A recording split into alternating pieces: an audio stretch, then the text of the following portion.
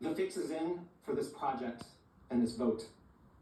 When President Trump appointed 3 White House officials, White House Deputy Chief of Staff James Blair, White House Office of Management and Budget Associate Director Stuart Levenbach, and White House Staff Secretary William Sharp to the NCPC Commission seat last July, that put them in a position to take the president's pet projects, ram them through, and rubber stamp them.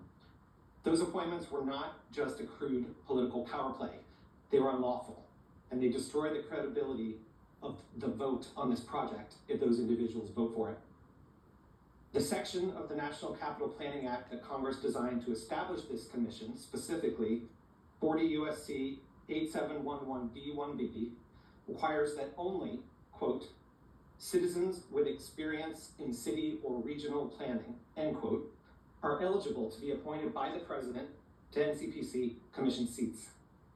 Given the highly specialized mission of this commission to engage in extensive and often intricate planning decisions, clearly, this seems designed to ensure that this commission is led by members who are qualified enough to understand what they're being presented with and know what they're doing. However, none of those individuals had that required planning experience when they were appointed to this commission by the president. Therefore, we call on them to recuse themselves from any vote on the White House Ballroom project rather than risk jeopardizing the legal validity of that vote. They should then resign from this commission so the president may find and appoint qualified citizen commissioners that the law requires. If they don't, it will be clear to all that the vote to approve the Ballroom project fix was in. President Trump's White House Ballroom project has been a fiasco from the start. When the White House announced it in July of 2025, the president claimed nothing about the existing White House would be changed. 3 months later, he demolished a third of it. Without regard to the law, NCPC was not notified or consulted until the project was underway. Since Mr. Blair, Mr. Levenbach, and Mr. Sharp worked then, as now, at the White House, I call upon them to answer today to the rest of the commission what they knew and when they knew it.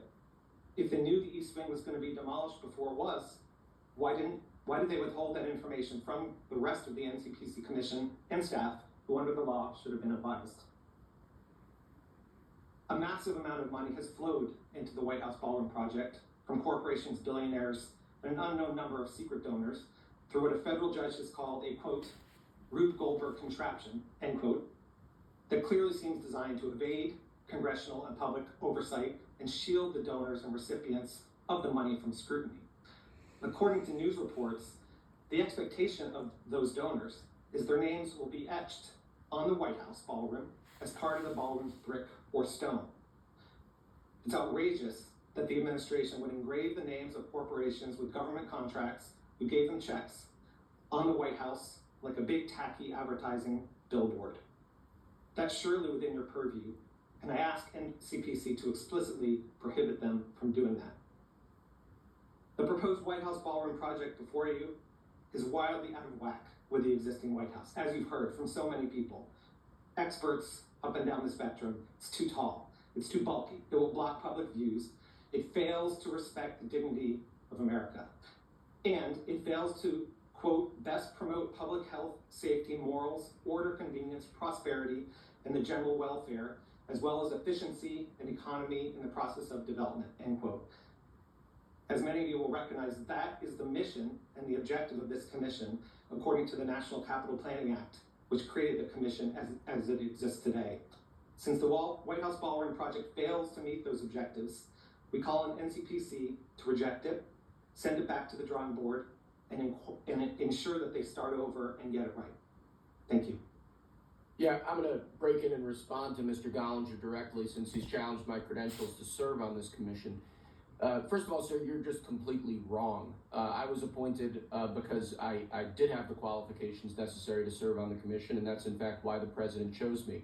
In addition to a long career in private practice as an attorney where I practiced extensively in the area of real estate law, I also previously served as policy director to a governor of Missouri, where I was involved in a substantial rewrite of that state's historic preservation tax credit program, which is the largest state historic tax preservation program in the country.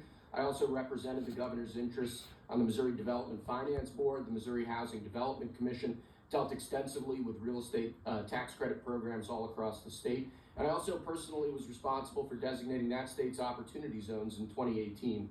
So to say that I lack the credentials to serve on this commission is frankly insulting. Your testimony, as many others have, has far exceeded the scope of jurisdiction of this commission in terms of the concerns that you've raised.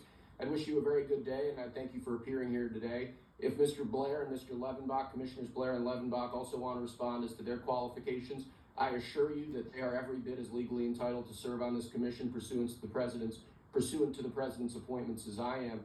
And they can speak for themselves on that front. But that's really all I have to say there. I would love to hear their credentials. Mr. Blair presented 0 at the first meeting. You did say you were the policy director for the governor, and I looked at your campaign literature when you ran for Attorney General. You described that job very differently. You said that as policy director, you worked to cut taxes, wasteful spending, reduce the burden of state regulations, pass needed tort reform, and advance pro-life policy initiatives. Now, you want to characterize that as planning experience. Now, So you're that saying, said, if you haven't, Mr. Bollinger, your time's expired. I'm just going to say the fact that you would look at campaign literature and say that that is an extensive description or a comprehensive description of my experience as policy director to the governor of a major state, that's frankly absurd. No. I think we're done here. I'm challenging Mr. the record of someone who's not qualified. And if you are, Okay. then If you want to, by all sir, means. if you want to sue me, I'll see you in court. And I think that extends, that's the end of this issue. If Commissioner Blair or Commissioner Levenbach want to speak to their credentials, we're happy to entertain them at this time. Otherwise, we can move on to the next witness.